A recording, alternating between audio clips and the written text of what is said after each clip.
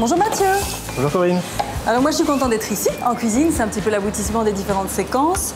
Tu es chef de cuisine ici dans le projet Terre d'ici. Alors explique-nous un petit peu ta philosophie. Alors ma philosophie, ça va être d'essayer d'avoir un maximum de produits locaux, artisanaux, bio en plus aussi si possible. Le zéro déchet, donner un maximum de vie à chaque ingrédient. Donc pas juste se dire ah tiens dans le poivron je vais juste prendre tel morceau et le reste je vais le balancer. Ça va être aussi de mettre vraiment en valeur ce qu'on peut faire avec un potager, mettre en valeur le légume sans pour autant être végétarien ou faire un restaurant végétarien. Être ouvert aussi à tout, puisque donc sur ma carte par exemple, je vais proposer du vegan, du végétarien, de la viande comme du poisson. Tout ce qui n'est pas produit ici, j'essaie d'avoir de nouveau des produits locaux. Par exemple, le poisson, au lieu d'aller vers le saumon qui est un peu controversé, je vais plutôt partir sur les truites saumonées qui viennent d'Ardennes, ici en Belgique directement. Au niveau des viandes aussi, j'essaie de demander à mes fournisseurs d'avoir un maximum de traçabilité sur les origines et de suivi pour être sûr pour tout ce qui est bien-être animal aussi. Pas avoir des poulets qui sont élevés dans des énormes batteries. Et voilà, ça c'est un petit peu Circuit court. Circuit court. Éco-responsable. Oui. Également artisanaux. Artisanaux, tout à fait. Est-ce que ça change beaucoup ta manière de travailler, d'avoir un potager ici à quelques centaines de mètres? Et ça, c'est magnifique. C'est le bonheur. C'est le bonheur parce qu'il y a le fait d'avoir en permanence une vue sur un stock qui est quasiment illimité, on va dire, surtout en saison. Il y a le fait aussi de ne pas être toujours bloqué par ce qui nous reste en chambre froide. Et surtout au niveau des conditionnements et des déchets. On va avoir beaucoup moins de plastique et de carton, puisque si sur une assiette je veux avoir des fleurs de capucine par exemple, au lieu de les commander dans une petite barquette en plastique par 10, tu vas les chercher en face. Voilà, je vais les chercher là, dans des bacs bleus, on a qu'à les laver, on utilise tout le temps les mêmes.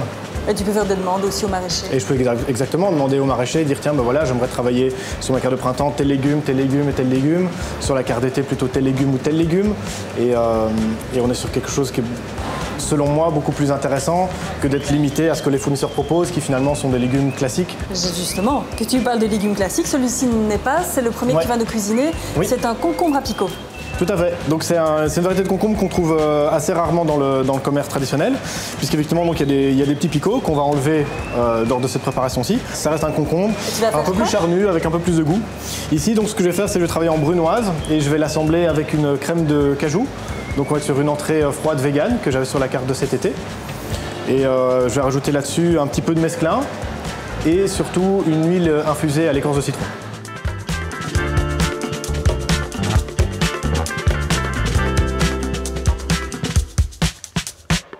Alors je ne doute pas que c'est aussi bon que ça n'est beau, mais je ne vais pas goûter tout de suite, parce que là tu vas nous préparer un petit dessert à base de melon. Oui, tout à fait. Donc melon qui est cultivé ici également, melon de la Hulpe.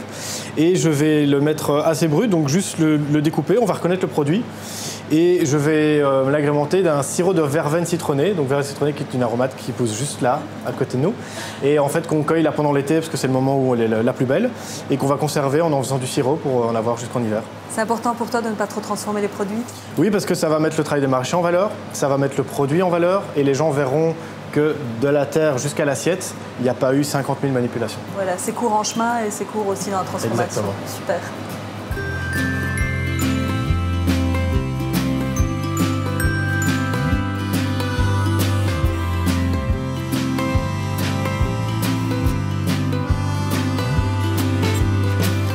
Alors Mathieu, maintenant c'est le moment que je préfère parce que c'est le moment de la dégustation.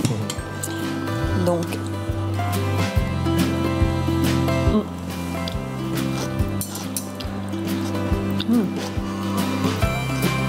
c'est à la fois super frais, croquant, mais avec un petit piquant, c'est... Ouais, c'est le piment d'Espelette entre autres, mais surtout le mesclun. Ok, super bon. Pour ce qui est du melon, je ne vais pas le goûter parce que figure-toi que je vais justement vous suggérer de venir le goûter ici sur place. Un grand merci Mathieu. Merci à toi.